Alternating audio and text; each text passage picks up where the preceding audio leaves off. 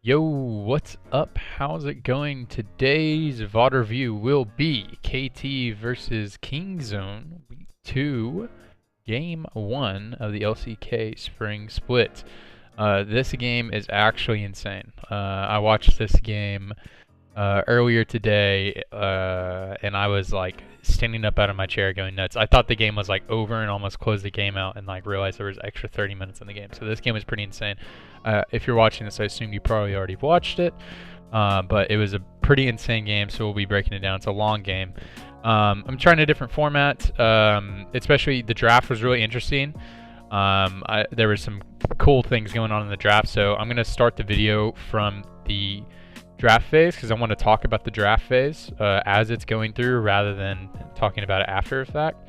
So I'm going to play the draft phase kind of with no audio, so I'm not talking over Papa and Atlas. I'm just going to play it at 1.5 speed or maybe 1.25. So we can talk about the bands. Pretty standard bands coming out. Rakan first band. That's not that weird. Akali solo bands. Aatrox. Smeb has a super high win rate on Aatrox, and they like to flex it into the jungle as well, even though Score hasn't played it yet. That's something they've been trying out in scrims, and they show it in the next game as well. Galio, Cassio band, super standard. Galio is so broken. Cassio is so broken. That's why Galio is getting nerfed next patch. Really, it makes so much sense. If you guys don't know, like, Galio is just super busted, and then all the other bands are flex picks, and as well as Rakan's pretty broken as well.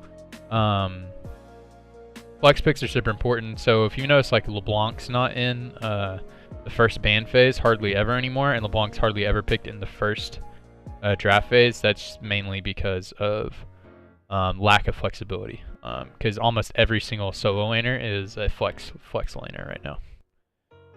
The first pick, Lucian, was really interesting because I think Urgot is probably the best champion in the game. That's not like that doesn't get banned every single game. Galio might be the best champion in the game. He's so broken, but I might favor Urgot. Urgot is so busted. So them picking Lucian was pretty interesting. Papa touches on it a little bit. He touches about the reason why they have Gango in is for the aggressive player, for the aggressive early game champions like Lucian. Like, he's like the Lucian Draven in the mage player, so maybe they're just prioritizing that, but I still would have prioritized Urgot. I think he's like, Urgot's win rate has to be insane. I don't know what it is, but I swear every single LCK game that I watch, Urgot wins. Like, every single game that I watch with Urgot in it wins. Alright, they get the Urgot. Like, of course, they draft Urgot. Urgot is so busted.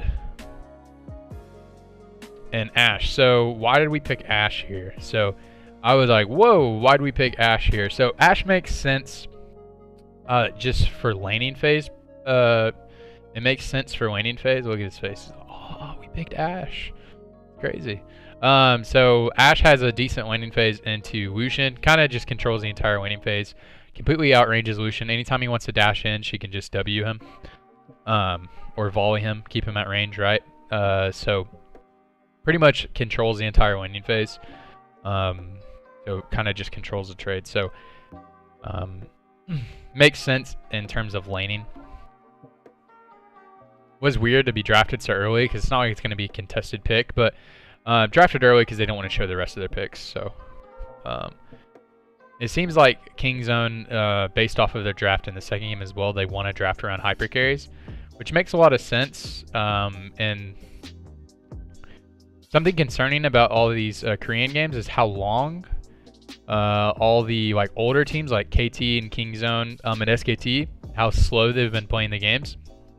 SKT feels, when I watch them play, it feels a really controlled slow burn. Methodical into an explosive mid-game fight, where you watch KT and Kingzone, who they've been kind of struggling. It feels like they're playing in like the 2016 meta, which is a little concerning. But if you looked at the 9.2 patch notes, it kind of looks like that's where the game's moving towards, so maybe not too concerning. Because when you watch like Griffin and Sandbox play, they play like Worlds meta, you know? Cool. So Thresh Lucian, pretty powerful duo, but we lock in Ashe Braum, completely controlling duo lane. So Ashe and Braum should have complete control of the lane. So almost no kill pressure on the bottom side of the map. So just complete control, and infinite or a good scaling option right here. Also, yeah, you always just see Sion locked in when you see the Urgot already taken and Akali already banned. It's just kind of the next one on the line. That's why I love Urgot as a first pick. Urgot has a really good matchup in the Sion. Sion has almost no kill pressure unless he builds really aggressive items, which Smed probably isn't going to build. Good thing about Ashe is as soon as when Ashe gets 3 items, like Ashe, the thing about Sion is when Sion gets a late game, he's unkillable, but 5-item Ashe tears through Sion like paper. So does Urgot. Like Urgot with Ashe, Sion is paper. So there's that. So far in this draft phase, I really like Kingzone's draft. I really like Kingzone's draft so far. The Ashe pick made sense with what they drafted over here so far. I don't know if they had to show that yet, but I think they wanted to hide other picks. Yeah, I think they wanted to hide their mid lane pick. But so far, I do like Kingzone's draft. We have the Rise ban here. Just, kind of a standard ban. LeBlanc ban. So LeBlanc ban normally comes through during the second phase. So yeah, LeBlanc never comes through during the first phase because you have to ban all the flex laners first. So normally see that, and LeBlanc priority has been coming back lately. Just kind of fell off because all the how powerful all the flex laners were. Lissandra ban makes a lot of sense, unless they were wanting to play it, which seems like they aren't wanting to. Could have went for the triple slow. That would have been really cancerous.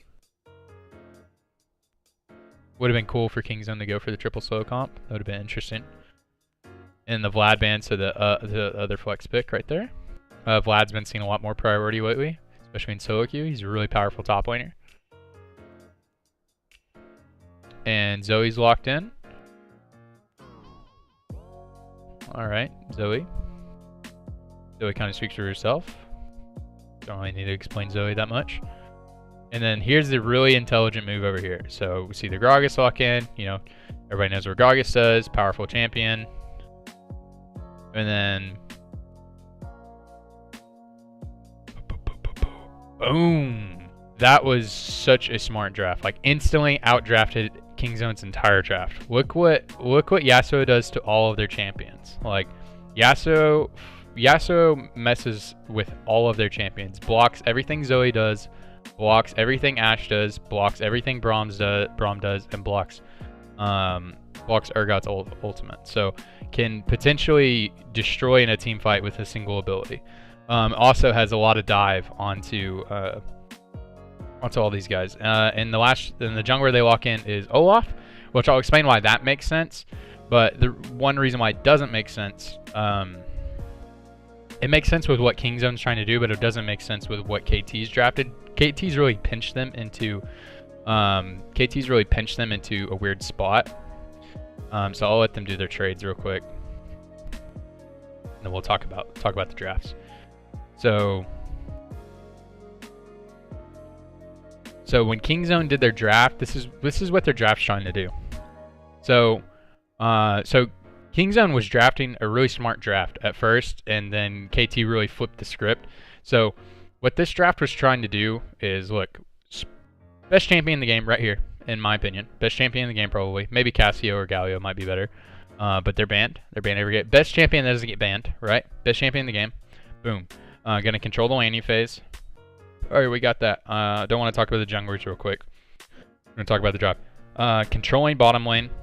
They got their poke mid laner that they want. So they got the poke mid laner. So they got the combo with the Ashe and the Zoe. Everybody, you understand how that makes sense. You get the Sleepy Trouble bubble with the arrow. The synergies there. That makes sense, right? The way they want to operate the early game is, Ashe hasn't been in the meta for a while, but But the way you operate the early game is Ashe can scout out the jungle. You have a skirmishing jungler. After they revealed the Gragas, that's why they were waiting the last to pick their jungler, because they wanted to pick a jungler where they have an advantage, so he can look for invades, and Score is basically going to just have to avoid the Olaf, because they can never fight Olaf as Gragas, right? Olaf will just beat his ass, so Ashe will just scout out the jungle, so they'll just have a huge advantage in the jungle. So they'll just be able to free push. He takes TP right here, so he's just going to stack up his mana flow band, keep pressure on, reset lane, get early advantages by getting plates, rotate through the map, get plates on the other side of the map, blow up in the game, get the epic objectives, get a big advantage, get item advantages, and just blow up in the game like that. So that's the plan, right? That makes a whole lot of sense. That's why the Olaf draft's there, and they look for picks in the mid game with the Zoe, Ashe, and Urgot. That all makes a ton of sense. Olaf also has a lot of synergy when they look for picks, so because he can look for the slow, with the axe. Zoe comes in with the trouble bubble, all that good stuff. So that's how their draft works. Makes a whole lot of sense. Now the way KT's draft works is that makes a whole lot of sense until you insert Yasuo into that equation. So the way I describe the early game is still going to work the way Kingzone wants it to. So yeah, Gragas isn't going to be able to look in the direction of Olaf. They're going to know where he's at. They're going to be able to track him the entire early game. So that's going to be a big problem. It's basically going to be, a 2v1 in the jungle, because they're going to have eyes on him the entire time. And then he also just can't even fight Olaf. Zoe basically controls the laning phase, and the early laning phase completely outranges Yasuo and has the push for the early laning phase until about first back. It's basically a farm lane. Urgot has control of that lane, and they have control of the bottom lane. So Gragas has zero agency in the early game. So the early game, KT almost has zero agency. So early game definitely is definitely in the hands of Kingzone, as well as scaling options are in the hands of Kingzone, with Ashe and Urgot have a really decent scaling, especially with what KT has drafted. KT has really great mid-game team fight with what they drafted, because Yasuo just hard cucks everything they want to do in the mid-game team fight with one ability, as well as their pick and their catch and their wombo with Yasuo, Gragas, Sion, Thresh is pretty insane. So this game was pretty crazy. I think KT got a really good draft at the end. I think they actually were getting out. I think Kingzone had a really good draft. If they would have just switched one of these bands out for Yasuo, this would have just been probably a hard stomp, honestly. This Yasuo pick was really good.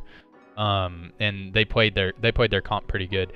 It ended up just coming down to teamfight execution later, which was insane. But anyways, really smart draft that they picked Yasuo last pick, and BDD's a Yasuo player. So anyways, let's get into the game though. I'll stop talking.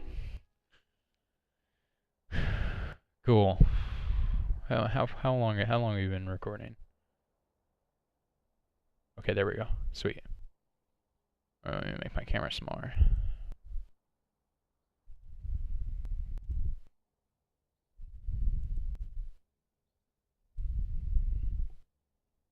Alright, I'll have to stop this game a lot to talk, because there is a lot of, not a lot of fighting actually. There's a lot of fighting in the later game. There's something I talked about is, yeah, players from Sandbox and players from Griffin were talking a lot about how the older teams are playing the game really slow, and it's kind of weird. And yeah, that was concerning, and the older teams are losing, because I don't think they're playing the game correctly. They're playing the game really slow, and that's why you see them drafting like it's 2016. But I really do like their draft. But their draft makes sense, because their draft is controlling lanes, right? They drafted for controlling bottom lane, controlling mid lane, controlling top lane, and for an aggressive jungler. Look, he just vertical jungles, goes through, clears all of his camps, and then Ashe is going to hawk shot through to make sure. They know that he's there. He's going to clear almost all of his camps. Yep. He already did his own red.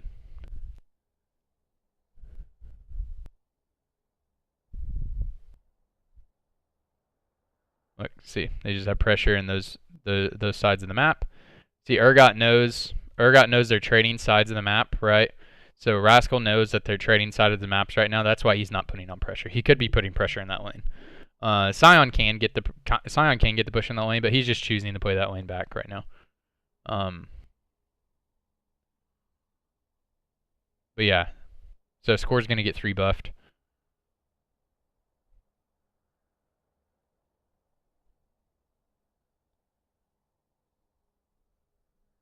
And he doesn't know where Olaf is, so he can't get that last camp. And he doesn't know if he can go back. And also, I think he left 1 minion on each of those camps. So Smeb takes a really bad trade right there. Rascal knew that Score had recalled. There's no way he would stay that long. So boom, boom, boom.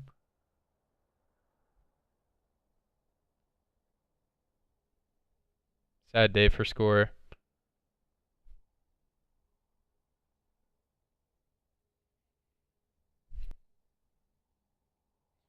All right, mid and top's just getting a reset. Score looks, he's looking to scout. There's nothing up there. They get vision of Score based off of the Scrying Bloom. So now that just lets Olaf get everything down there. He does get the Score does get the scuttle, but he's going to lose all of his camps. Gets spotted by the hawk shot, so that just confirms everything again. Old man Score losing all of his camps. It's a good gank right here. Yep, so Smeb already lost his Smeb already lost his flash, so kind of needed to play the lane like super bitch if he didn't want to die there. Feels bad. He didn't have that lane brush warded. Or not the lane brush, but the river brush warded. Needed to play that like a super bitch.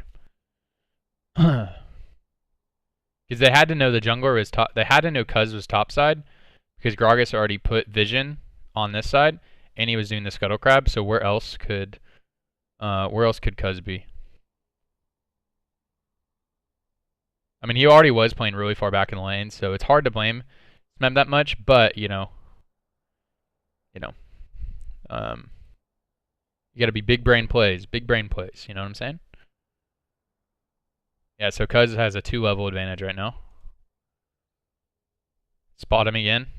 Feels really bad. See, that's why Ashe is really good. I love Ashe, by the way. I love when Ashe is in the meta. She's one of my favorite champions. I love Ashe. I love the boring champions.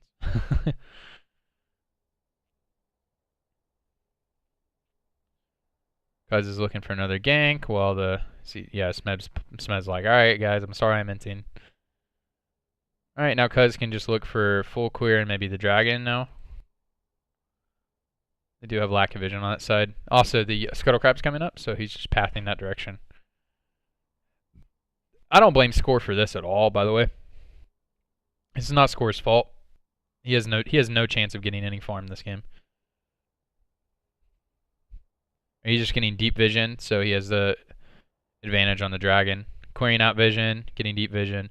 You see how Ashe and Braum are playing the lane? They're just pushing it up and getting and clearing vision in the tri-brush, so they can ensure that Olaf is safe to do the dragon. Kind of flirts with doing the dragon, flirts with doing the blue buff, and then he goes back to doing it. So they're just pressuring mid and bottom, and then now they know the jungler is top. So they just saw him walk through vision. So guarantees they can get the dragon. Now they just trade getting blue, and Score knows he can't even look at Olaf, so he's gonna trade and get that. Rascal spots him. I don't think he actually spotted him. Did they spot him on a hawk shot? I think he just guessed. Yeah, he guessed he'd be there. Yeah, they guessed he'd be there because he walked through vision over here. And they knew that he didn't have camps up, so logic would tell you he would try to clear those camps. So Score's having a bad time. His mid lane's just a farm lane. Zoe just hard art ranges.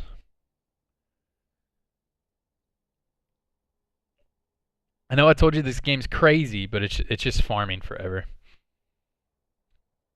Because the way Kingzone wanted to play this game is they just wanted to play like pressure up, get a hard lead in the jungle, pressure in the bot lane, try to get some plates, and then get the epic objectives, and then get plates with the epic objectives to get a gold lead, and then transition that lead around the map is what they want to do with that. See, that's what they're doing now.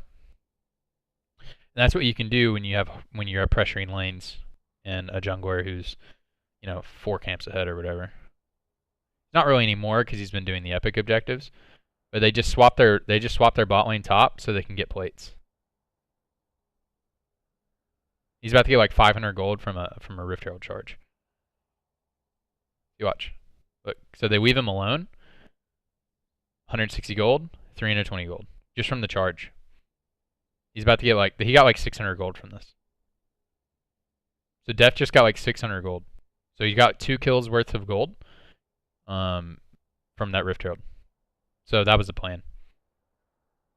So that's why they did that lane swap there. So they just want to get their Ashe to their to 2 items as quick as possible.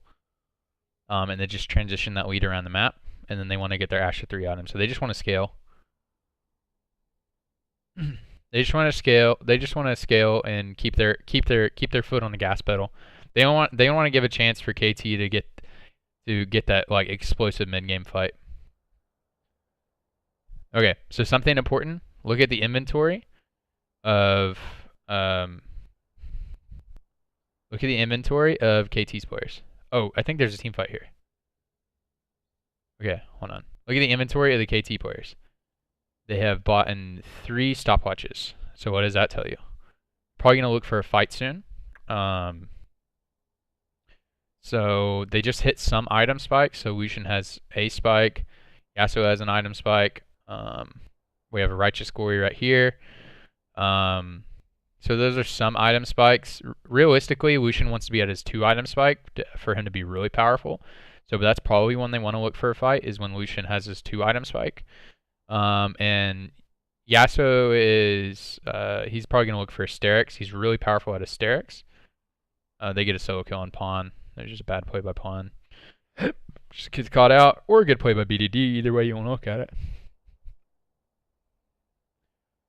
Pressure on the bot lane. Good play by Deft right here. You get a flash out of BDD. I love watching Deft play. Deft's really good.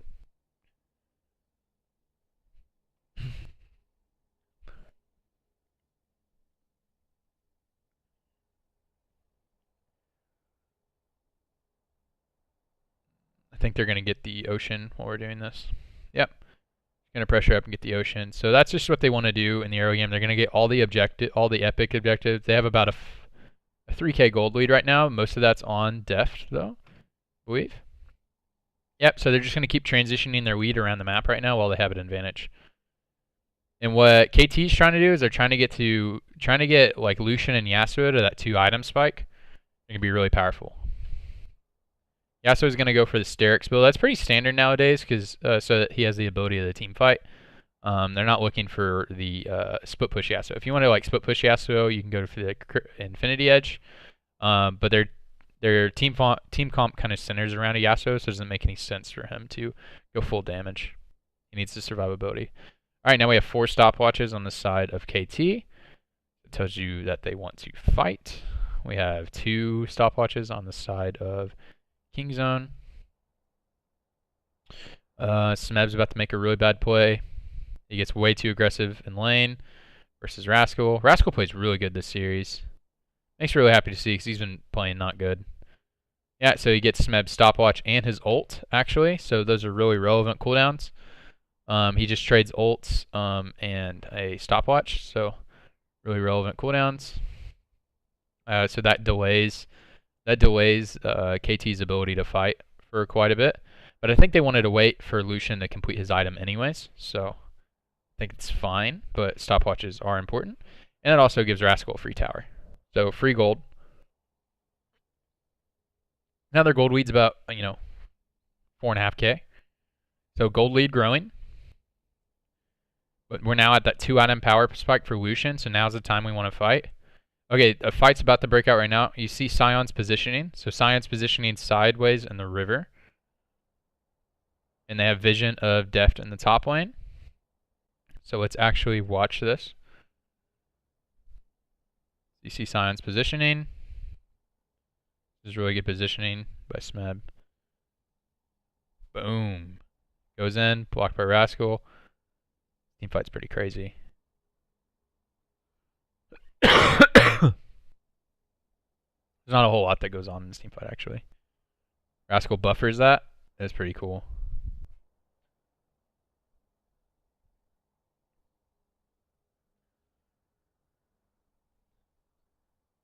Tusin's Braum ultimate, and it looked really bad. But it actually ended up, like, I don't think he meant to do that. It looked pretty bad because he ulted kind of the wrong direction, but had he have ulted into the enemy team, it would have got wind walled. But it still kind of hit nobody, and also didn't separate anybody, so maybe should have just held on to it. But important, relevant thing that happened that fight is that Pawn and Tusin lost all their summoners. Tusin's summoners aren't as important. Kind of forwarding with the fire. I don't think anything happens. But Pawn losing his summoners is important because KT didn't use any of theirs. This game kind of blows wide open in a minute.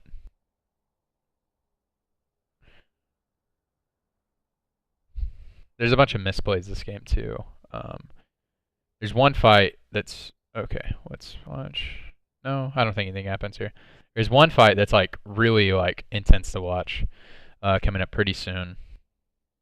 We haven't talked a whole lot about vision lines. There hasn't really been anything really that important about vision line. Kind of because Kingzone's just had full gas pedal this entire game, so the vision line hasn't really been that important because they've just had pressure in all three lanes. So KT's just been kind of farming their own, kind of just farming the lanes as they come to them. Because Kingzone's just keeping the foot on the gas pedal, so it's not as important. Alright, Kingzone's looking for a reset. Looks like. Alright, Ashe reset at least. We'll stop in and talk about vision in a minute.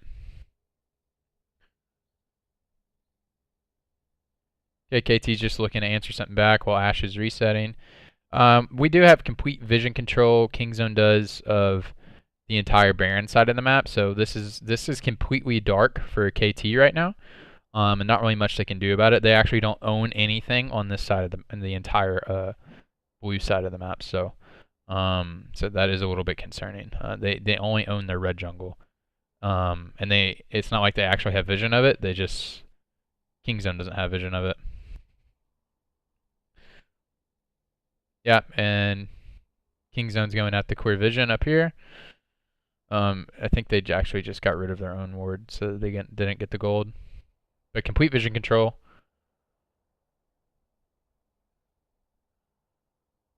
There's a fight soon, I know. Urgot looks for a flank in a minute. Oh, here it is. Alright. Does he actually walk over vision? Did he walk over vision? Okay, I think they just guessed from him walking from the minions. I think they just inferred. Yeah, so they just or he might be walking over vision right now. Yeah, Urgot walked over vision. He actually used his barrier early because he was trying to swap to TP. This is actually crazy. Well, check this out. Oh, his whole ult got wind walled. That feels so bad. Everybody's just flashing like crazy. No, Tusin, get out of there. Def flash there. Smith flash forward. This is a crazy fight. That was a really good Ashe ult. Pretty sure Snowflower hit like 4 hooks in this fight.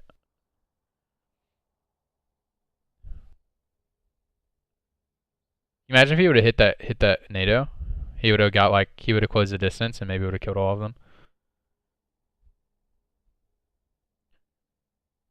Still almost a 5k gold lead in Kingzone's favor, but they just kind of lost control of the map based off of that flank.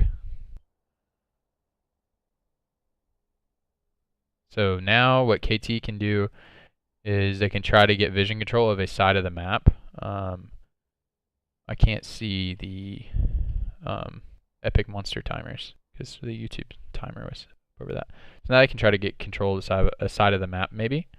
But I don't know if the reset timers are long enough.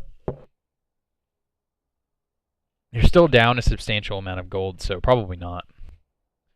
Probably need to win another team fight to actually get control of anything. But they can try to get control. Yeah, so they got control of the side of the map that they're on. So if you see, they just established pink wards on the side of the map. Oh shoot. Oh shoot, guys. I got a text message. Okay, let's watch this. All right, here's a live thing down here. Oh, my cameras. Okay.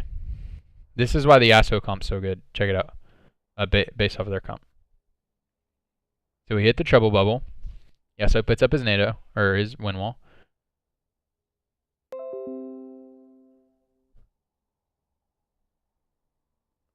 Oh my gosh, hold on guys, sorry. I saw the notification. This is an insane fight though. Alright, we gotta watch the Scion. We gotta watch the Scion. Watch Smeb. Watch Smeb. Watch Smeb. Watch Smeb. He's on the left side. He's on the left side. Watch him, watch him, watch him, watch him, watch him, watch him. Boom! Oh my god. That's like the Yasuo cream dream right there. That's what this comp can do. That's like that's why picking Ashe and Zoe into this comp.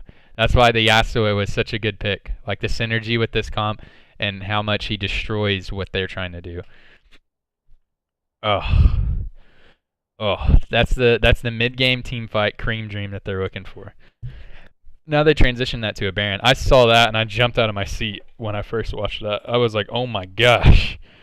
Oh my gosh. Who needs vision control for Baron if you're just going to ace him from a 5k gold deficit? Who needs vision control? Am I right? Come on. Now they can reset, and they can probably double pressure lanes with Yasuo. They can probably pressure mid and get Dragon, and then double pressure mid bottom, maybe, if they want to, and just reclaim gold. Reclaim gold. Oh my god. That was insane. They were knocked up for like 5 seconds. Yep, so they get Dragon. So Def just pushes in top. Just try to draw attention up there. Yeah. Smeb's kind of unkillable at the moment. So they just kind of ignore them top, and they're like, we have Baron, so what are you doing? Sion's like, I'm a tank. What are you doing? They actually cancel Ashe's back, so they're able to get 3 towers. So the gold difference is completely evened out. Yeah, that was a weird play by Kingzone right then. They're like, we're gonna draw their attention top, and then Sion's like, you know you can't kill me, right? You don't have 5 items. I have a stone plate and an ultimate. So he just stands there and barons the minions. Yeah, so this is gonna be a 3 minion wave ground pound for a minute.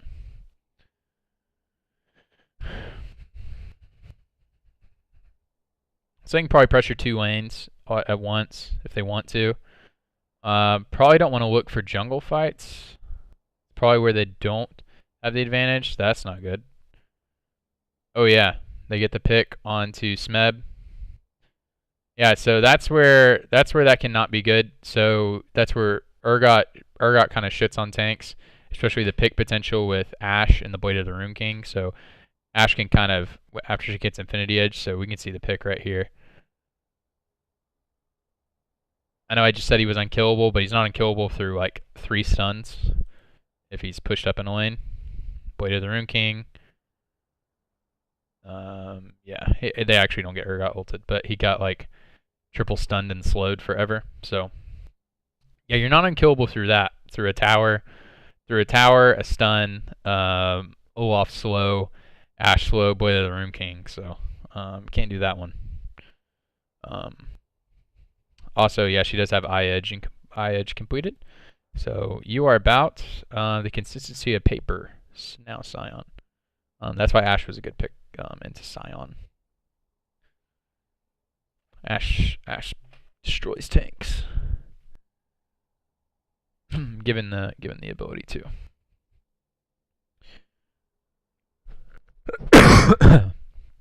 Smeb does not have a good series. Alright, Baron buff still has about 30 seconds on it. They don't get the best utilization of Baron. They had a really good Baron at the beginning. Or no, Baron's about to spawn, not last about 30 seconds. Baron's about to spawn, my bad. I'm drunk. My bad. Kidding. We also have Mountain Drake about to spawn, so they could look to get Mountain Drake. They complete vision control of like the riverside and kind of control of the game. They have Kingzone's definitely on the back foot now. They're really scared of the Yasuo comp, the Yasuo engage. Also, Yasuo is level 17 now, and he does not have Infinity Edge. Went for the survivability, so does have a GA. So the next fight is going to be a really powerful fight for the Yasuo comp because he is unkillable in the next fight. So let's see. I think we have a fight coming up. So let's put it in normal speed because I don't want to try to talk through this super fast.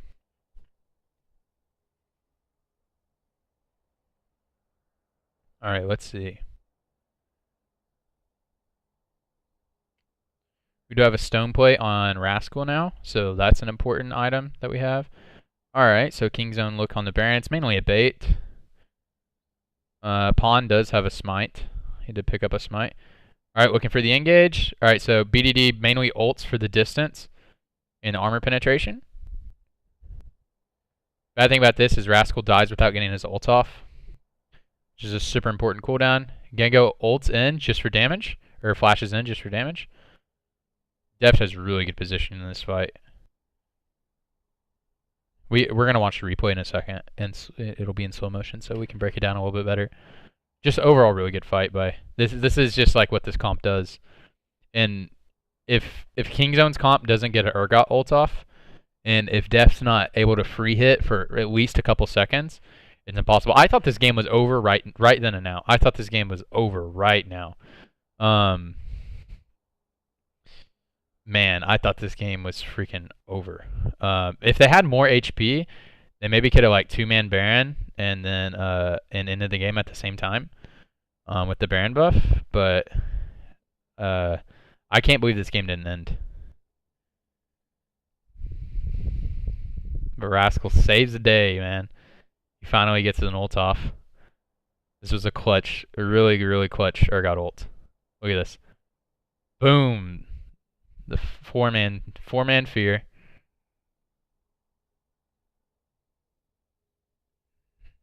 I thought this game was over. Like, I was closing out the browser. This was crazy. And then Deft insta TP's top to get pressure.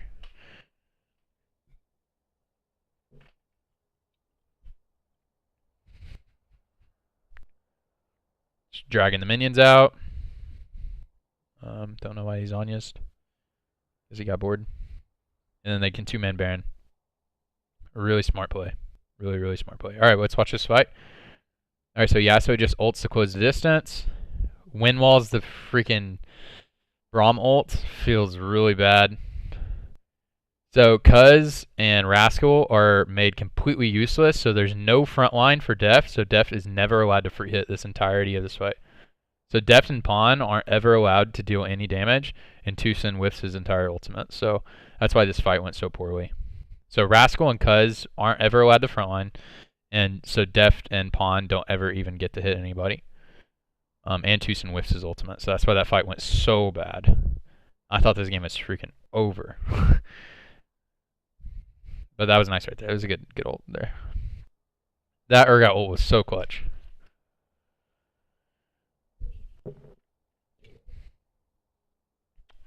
This video is sponsored by Bang Energy Drinks. Alright, so now they got the Baron buff. But this is a defensive Baron for sure. This is a keep you out of my base Baron. but definitely have the potential to keep them out of their base. The Baron buff this late in the game, Ashe insta kills waves, so they're not in the position where like it's gonna be where they just sit in their base and they slowly get pushed into death.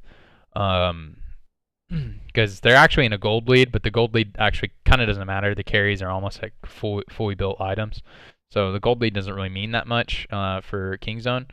But Ashe kind of insta kills waves, so the waves don't really matter that much in terms of like just if they wanted to like slow pressure their enemy to death, they kind of don't mean much.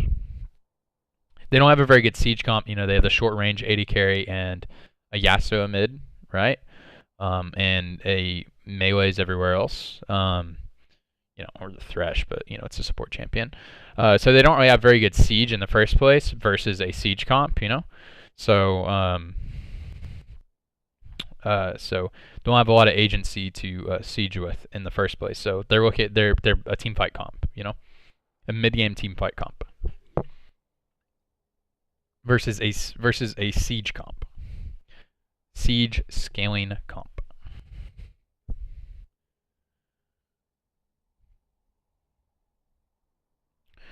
Alright, yeah. So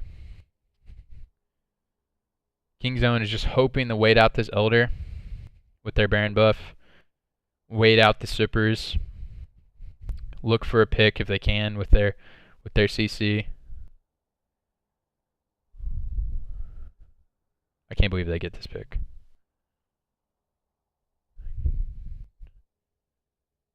Oh my gosh. I forget how they get this. Oh, he just gets them with the trouble bubble. Dude. Oh yeah, they get his ultimate, so that completely reduces their ability to fight.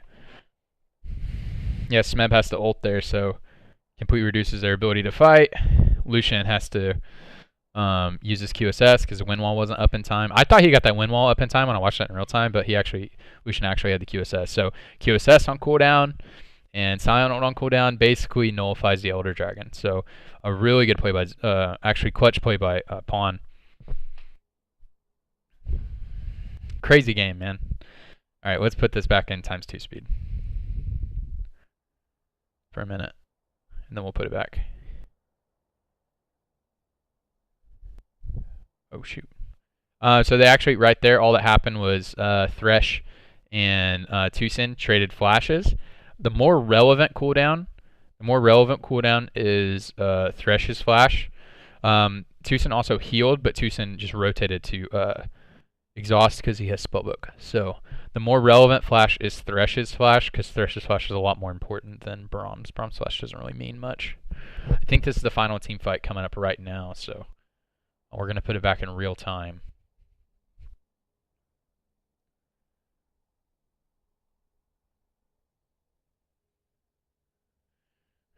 All right, the Scion speed train coming in. Dude, that is such a bad Braum ult. All right, look at Rascal's positioning. Rascal gets out.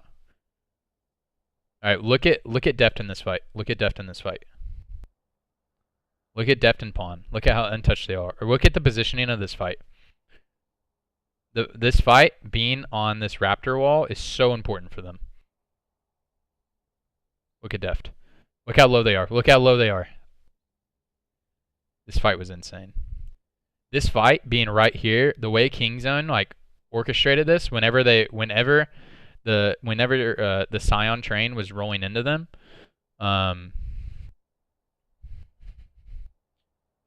when the Scion train was rolling into them, the way they backed up into that corner was so smart.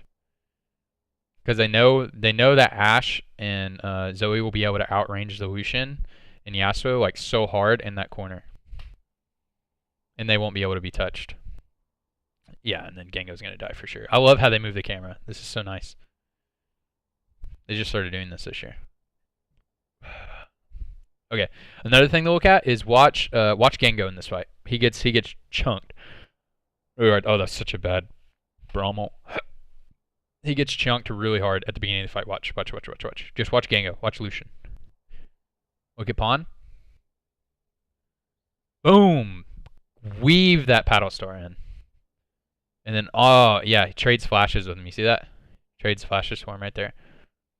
So that just prevents Gango from getting in there. Pawn played that fight really, really well. Really, really, really well. Pawn was super clutch in that fight. Pawn and Def were just untouched. That's why they were able to just destroy that fight. Them doing that fight on that Raptor wall was so good. As soon as that Scion came, they just moved to that wall. That was so smart. I don't know if that was like completely planned, but I hope it was. I bet it was. It looked like it was. They just wrapped around that wall. I mean, you can watch Deft in the next game. The way he positions the Jinx is really, really, really smart.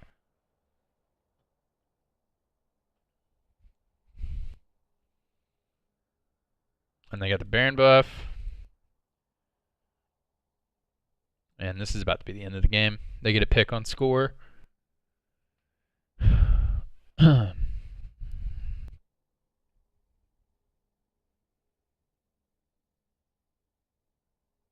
Yeah, they get a pick on score.